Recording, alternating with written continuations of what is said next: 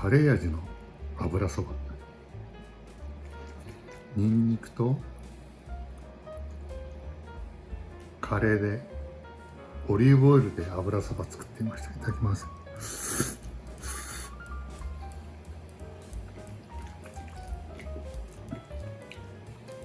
基本はね、めんつゆと魚粉だし、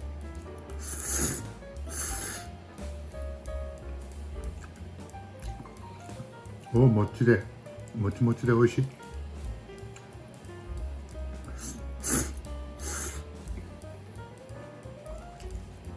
ごま油とオリーブオイルです。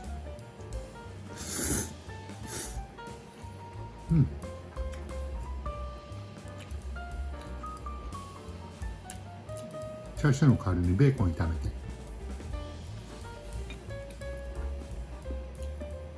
ベーコンも美味しい。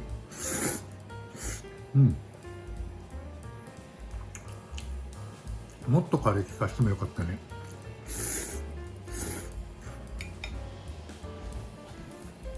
ニンニクは効かしたんだけど、カレー粉がね、このちっちゃいやつなんでね、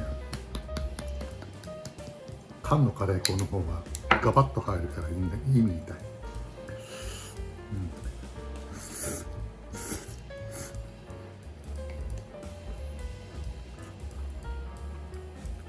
あんまり辛くないのかな、このカレー粉。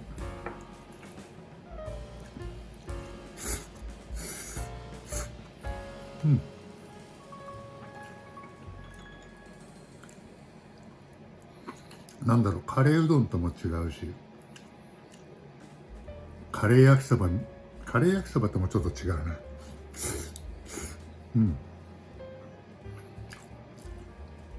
でもパスタでもない。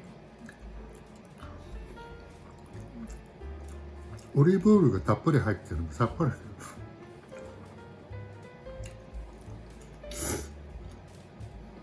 る。めんつゆをね、大さじ2杯ぐらい入れてるんだけど、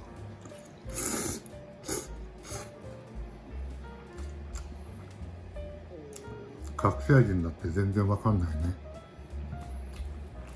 やっぱり一番はカレー、魚粉が効いてて、サンタンスープはね、隠し味になっちゃってる。でもやっぱり出汁がなくて、カレーだけじゃね、全然物足りないと思う。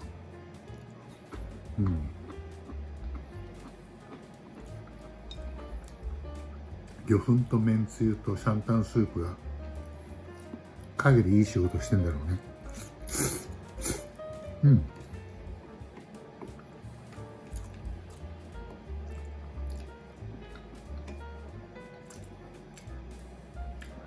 たまにはいいね、これ。